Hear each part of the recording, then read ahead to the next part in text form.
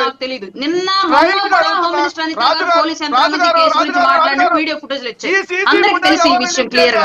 అయినా సరే పట్టించుకోలేదు, మతాలు కంటగట్టారని చెప్పేసి మాట్లాడితే నిజంగానే సిగ్గుచేటు సార్ మనకైతే. చెప్పండి ఎవరైనా ప్యానల్ లో ఈ సీసీ ఫుటేజ్ ఎవరు రిలీజ్ చేశారు? ఇప్పుడు మీరు చూపిస్తున్న సీసీ ఫుటేజ్ ఎక్కడి నుంచి రిలీజ్ చేశారు? ఏ పోలీసు వాళ్ళు రిలీజ్ చేశారు? ఎప్పుడు రిలీజ్ చేశారు? ఓకే రాజు గారు ఎక్కడి నుంచి వచ్చింది? సైకోల్ గురించే మాట్లాడుతున్నాం.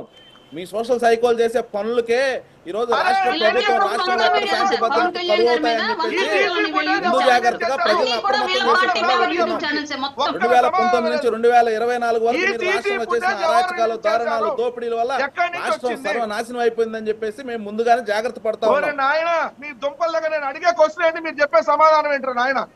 ఈ సీసీ ఫుటేజ్ ఎక్కడి నుంచి వచ్చిందన్న? ఈ సీసీ ఫుటేజ్ ఎవరు రిలీజ్ చేశారు? పార్టీలో ఒక అధికారం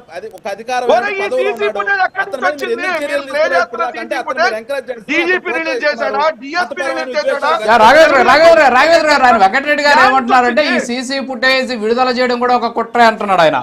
మరి అదేంటి, దాని గురించి చెప్పండి. ఇప్పుడు వెంకటరెడ్డి గారు కొత్త వాదనలు లేపారు కదా, చెప్పండి రాఘవేంద్ర గారు. ఎవరు రిలీజ్ చేశారు? వాళ్ళ సోషల్ సైకో వాళ్ళే చెప్తున్నా నేను. అరుణ గారు చాలా క్లియర్ గా చెప్పారు. సోషల్ మీడియాలో జగన్మోహన్ రెడ్డికి సంబంధించినటువంటి హ్యాండిల్స్ ఏవైతేనో వాళ్ళ సోషల్ మీడియాలో ఇటువంటి రెచ్చగొట్టే ధోరణిలో ఏవైతే వీడియోస్ అన్ని రిలీజ్ చేస్తా ఉన్నారో వీటన్నిటి నుంచి అప్రమత్తం అవ్వాల్సిన అవసరం ఎంతైనా ఉంది. ప్రభుత్వం అదే విధంగా పోలీసు వ్యవస్థ ప్రవీణ్ గారి ఏదైతే యాక్సిడెంట్ గానీ హత్య గానీ దీనికి సంబంధించి దర్యాప్తు చట్టపరంగా ముందుకెళ్తా ఉన్నాం, వేగవంతంగా చేస్తా ఉన్నాం. త్వరలోనే అన్ని నిజాలు బయటకు చెప్తా ఉన్నారు. మధ్యలో ఇటువంటి వాళ్ళు అందరూ తయారయ్యి సమాజాన్ని రెచ్చగొట్టి క్రైస్తవ మతాన్ని ఈ రోజు రెచ్చగొట్టే పనిలో ఉన్నారు కాబట్టి జాగ్రత్త పడమని చెప్పాం. అది కేసులో ఇలాంటి సీసీ ఫుటేజ్ ని పోలీసులకు సంబంధం లేకుండా ఎవరు రిలీజ్ చేశారు? సింపుల్ క్వశ్చన్, ఆన్సర్ ఎందుకు చెప్పట్లేదు మీరు? అంటే ఇప్పుడు ఏంటి మీ సమస్య ఏంటి? వీడియో బయటకు వచ్చిందనా, వాస్తవాలు జనాలకి తెలిసాయనా, మీ కుట్ర బయటపడిందనా, ఏంటి మీ బాధ వెంకటరెడ్డి గారు? నా బాధ కాదు సార్. సరే వీడియోలు బయటకు వచ్చాయి, ఇప్పుడు ఏంది ఆ వీడియోలు కరెక్ట్ కాదంటారా? ఇప్పుడు ఆ వీడియోలు కరెక్ట్ కాదంటారా?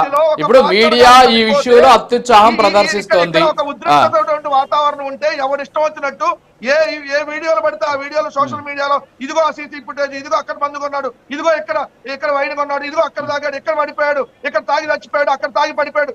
ఈ ఫుటేజ్ ఎవరు రిలీజ్ చేశారని అడుగుతున్నారు.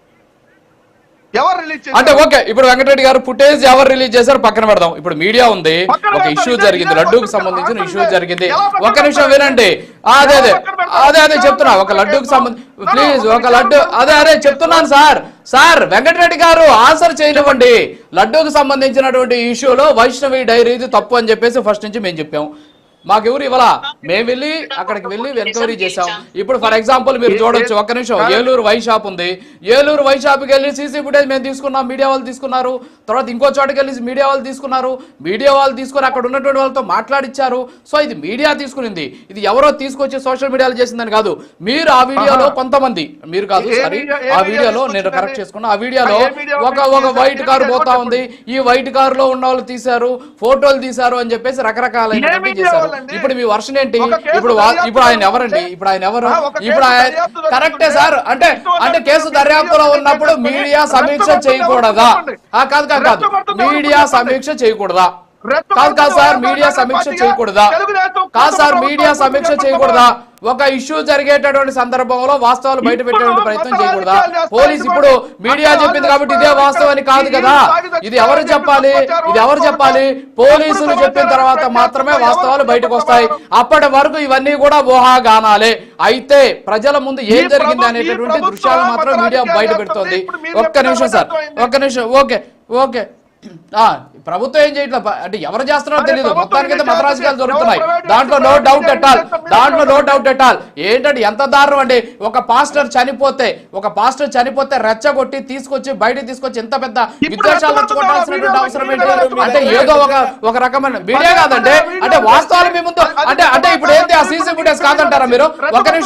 ఒక్క నిమిషం మీరు ఎలా ఉందంటే కాదు మీరు ఎలా ఉందంటే భర్త కొట్టినందుకు కాదు, ఆడబిడ్డ నవ్వినందుకు అన్నట్టుంది మీరు చెప్పేది. ఒక నిమిషం ఉండండి సార్. కృష్ణాంజనేయులు గారు ప్లీజ్ సార్ రియాక్ట్ అవ్వండి ప్లీజ్. ఒక నిమిషం సార్. కృష్ణాంజనేయులు గారు జర్నలిస్ట్, సో వారు రియాక్ట్ అవుతారు. దానికి సంబంధించి ఒక్క నిమిషం ఆగండి సార్. వెంకట